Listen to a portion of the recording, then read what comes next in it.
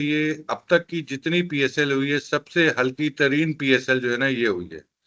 ना कोई public interest था ना कुछ था। ये तो दुआएं दें आप लोग हैदराबाद की टीम को कि जिसने इस पीएसएल में जान डाल दी। अच्छा, सेकेंडली लोग कहते हैं कि पीएसएल प्रोडक्ट है, टैलेंट आता है। भाई मैंने तो समीर मिन्हाज की भी बैटिंग देखी और मां सदाकत की भी देखी। तो भाई खुदा के वास्ते इनको इतनी जल्दी नेशनल कलर नहीं लगाना चाहिए। अब तो नेशनल कलर ऐसा लग रहा है प्लेट में रख के या वो जो चाय सर्व होती है इस तरह सबको बांटा जा रहा है।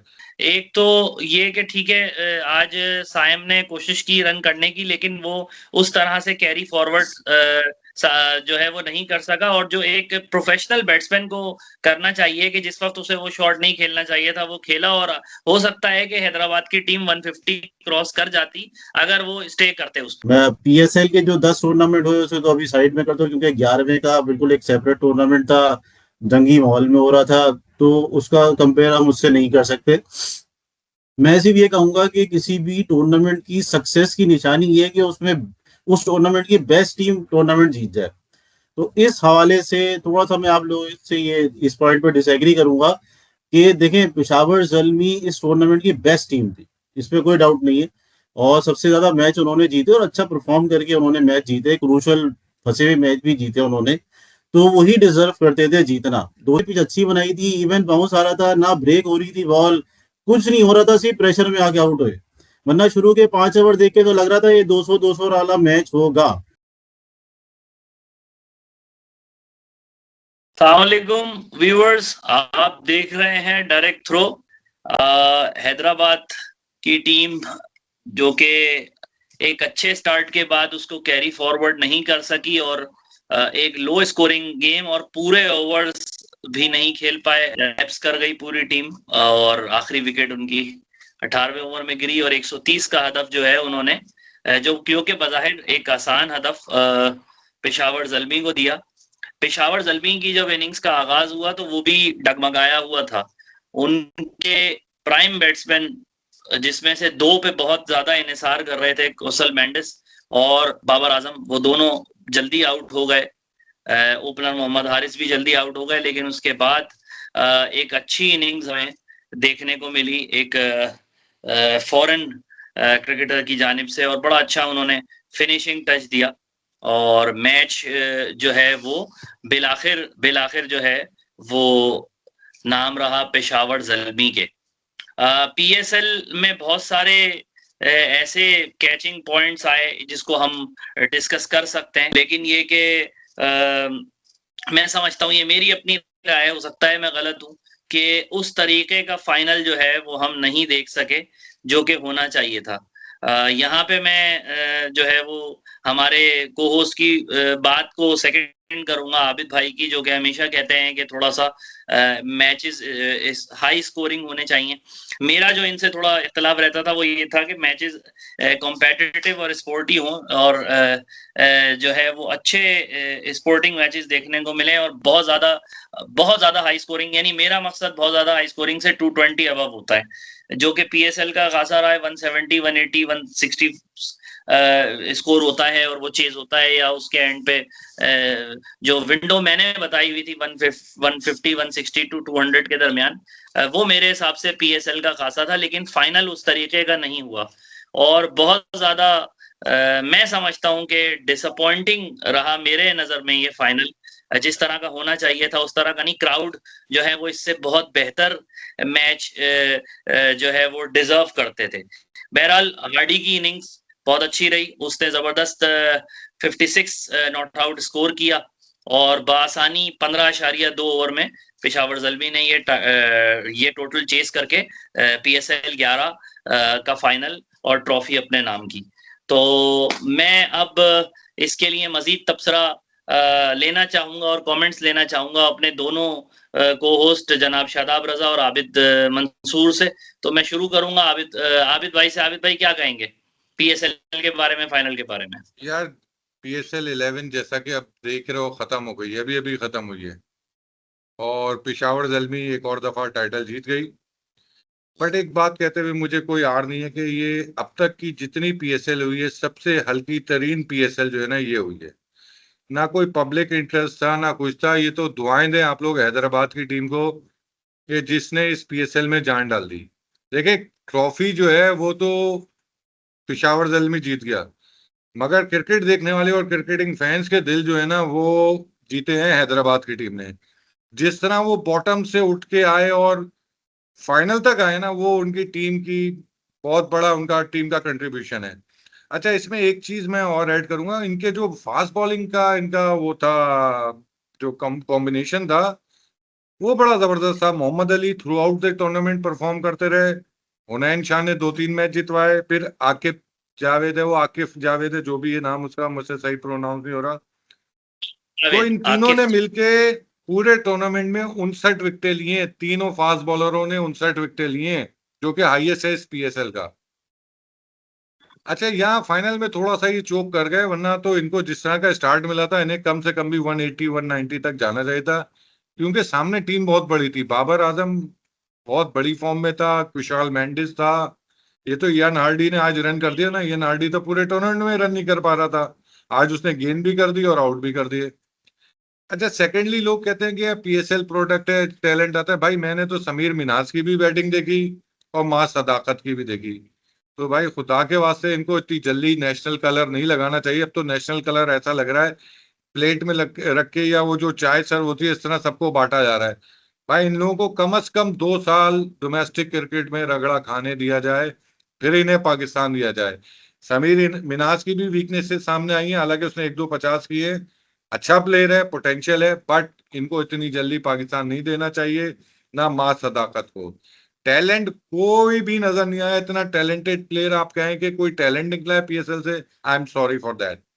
हाँ, बस एक ये हमारा एक टूर्नामेंट हो गया पीएसएल 11, और पिशावर की टीम को मुबारक हो, और हैदराबाद ने भाई दिल जीते हैं सबके। तो ये मेरा पॉइंट ऑफ व्यू था।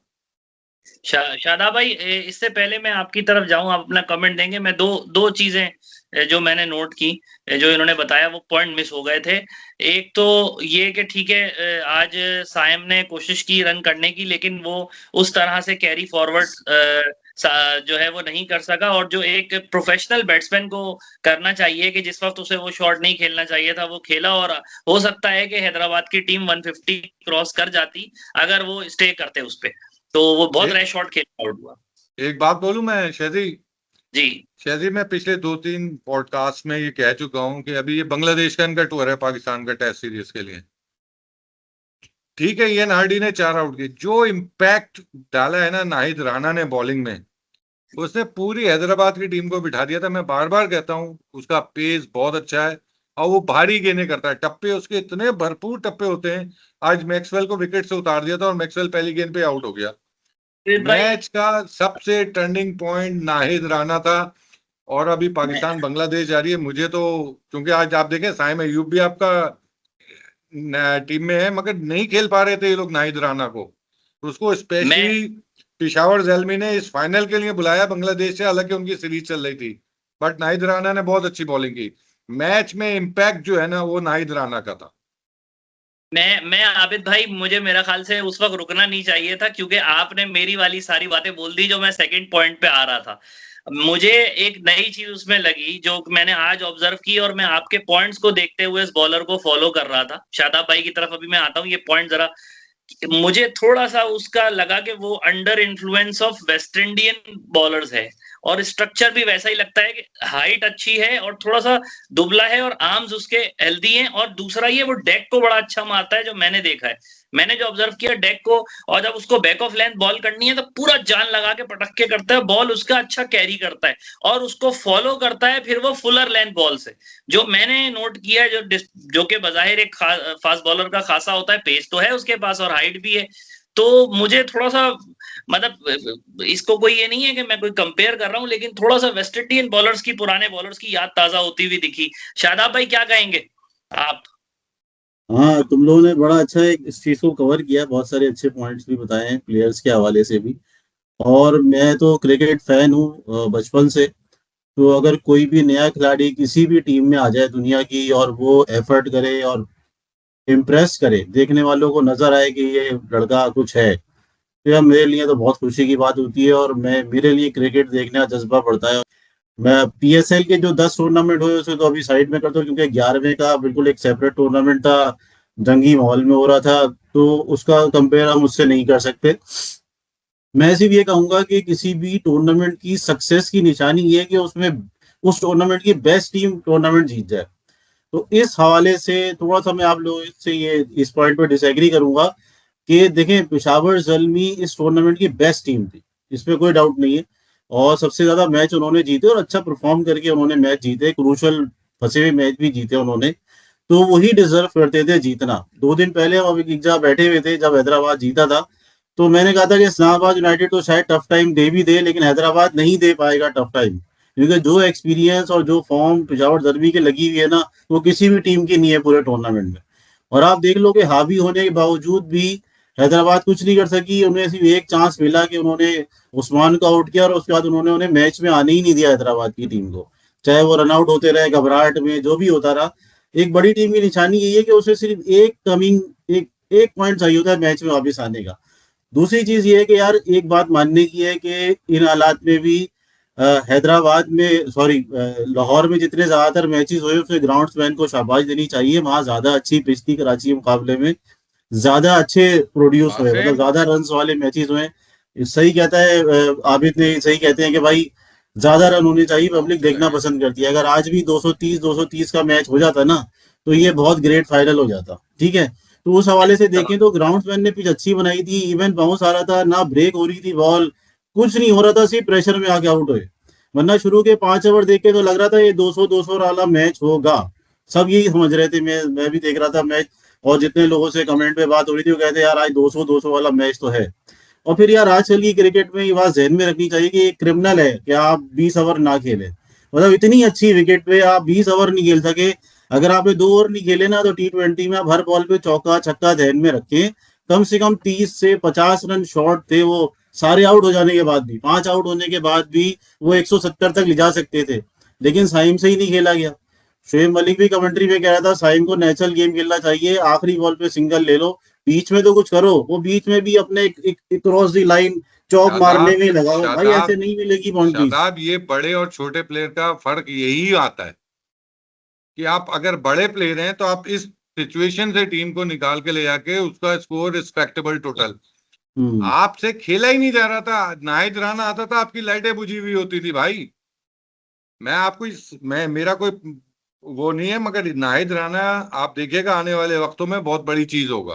हमें एक उभरता हुआ टैलेंट जो है बांग्लादेश से दिख रहा है बॉलिंग में। और मैंने तो ये कहा है कि वेस्ट इंडीज बॉलिंग की याद ताजा कर रहा है वो, जो मैंने देखा है। ये मेरा अपना पॉइंट ऑफ व्यू है कि पुराने वेस्ट इंडियन बॉलर्स उसने याद दिलाए, जिस तरह वो डेकेट करता है। उसकी बहरहाल जंप वगैरह नहीं है, उसकी जंप नहीं है, वो ऐसा आता है पूरा हावी हो रहा है आपके ऊपर आके चसना, उसका जंप नहीं है। आपने उसका देखा एक्शन? जंप नहीं है उसकी कोई लंबी चौड़ी। वेस्ट इंडियन बॉलर जंप लेते थे, जंप नहीं है। वो आके इतना लीथल है ना, वो पूरा आपके ऊपर चढ़ के मारता है टप्पा। बहुत अच्छा बॉलर है। आप ये बांग्लादेश की सीरीज आप मुश्किल लग रही है मुझे तो। उसका आम थोड़ा सा चलो रैप अप करो। हम इस पे तबसरा करेंगे और मुख्तलिफ टॉपिक्स पे बात होगी आने वाले रिकॉर्डिंग्स में। देखते रहिए direct throw and please like share subscribe. Over and out.